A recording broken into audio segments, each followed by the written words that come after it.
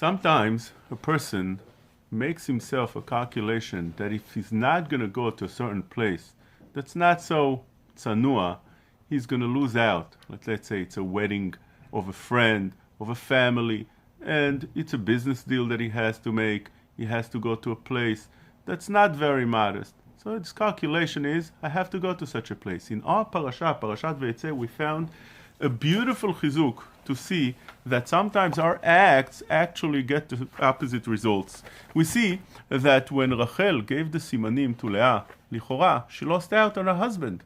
At that time, she didn't think she's going to get her husband. She thought that once she gives Yaakov to Leah, she loses out. But later on, just because of that, she was saved. Because when she couldn't give birth, Leah was the one that's giving one after another.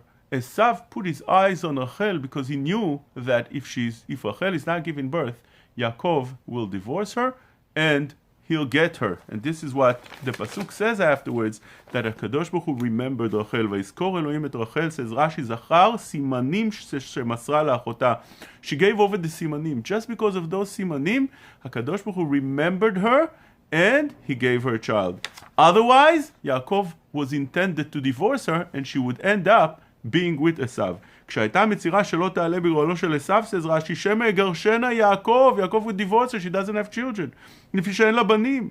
ואף עשיו הרשע עלה כך בדעתו. Esav also wanted to grab her when he saw she doesn't have children. So now, what saved her that she stayed married to Yaakov is actually the fact that Hashem Yitbarach remembered the act that she did back then, that she gave over the simanim to Leah, and because of that, Hashem gave her children, and she ended up staying married to Yaakov. Fascinating.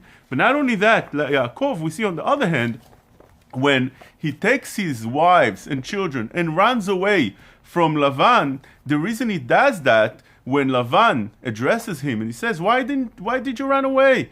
Why did you do that? So Yaakov says that the reason is, I thought you were going to take away my wives. ויען יעקב ויאמר ללבן כי הראתי כי אמרתי פן תגזול את בנותיך מאמי. That's the reason I ran away.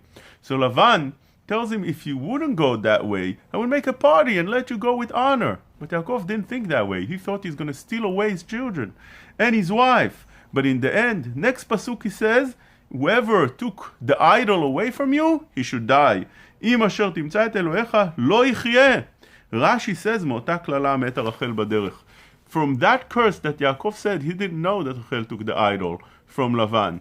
From that word that he said, Rachel ended up not living.